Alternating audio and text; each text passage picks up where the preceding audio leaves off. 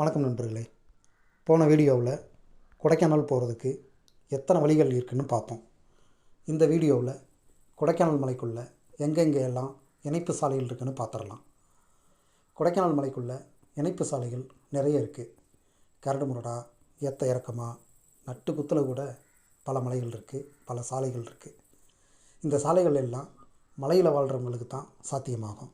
அதையும் மீறி நாம் போனோம்னா கையை காலை உடைச்சிக்கிறது நிச்சயம். ஏன் உசுருக்கு கூட உத்தரவாதம் இல்லை. பயப்படாதீங்க. நான் சொல்ல போகிறது ரொம்ப எளிமையான சாலை தான். வெளியூர்காரங்களுக்கு இப்படியெல்லாம் சாலை இருக்குன்னு சத்தியமாக தெரியாது. இயற்கையை அணுகணுவாக ரசிக்க, எந்தவித ஹாரன் சத்தமும் இல்லாமல் பறவைகளின் இன்னிசையோடு ஒரு 15 கிலோமீட்டர் டிரைவ் பண்ணணும் நீங்கள் ஆசைப்பட்டீங்கன்னா இந்த சாலையில் போகிறது ரொம்ப அருமையான ஒரு பயணமாக இருக்கும். புல்லாவளி டு பன்றிமலை இந்த இணைப்பு சாலைக்கு பேர். நேருமலைன்னு கூட சொல்கிறாங்க. இந்த பகுதியில் சோலைகள் ததும்பும் சோலைக்காடுன்னு ஒரு அழகான கிராமம் இருக்குது. ஆரஞ்சு, பலா, ஏலக்காய், காப்பி, மிளகு பல விவசாயம் பண்ணுறாங்க. கொடைக்கானலுக்கு கீழே மலைப்பகுதியை பார்க்குறதுக்கு பல வியூ பாயிண்ட் இருக்குது.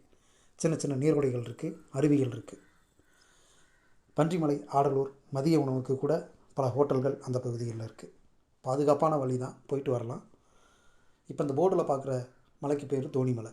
ஆமாங்க, நம்ம தோனி அடிக்கிற ஹெலிகாப்டர் ஷாட் மாதிரி தான் இருக்கும் அந்த மலை. நமக்கும் மலை உச்சிக்கு போயிட்டு வந்தவங்க திருப்தியும் இருக்கும்.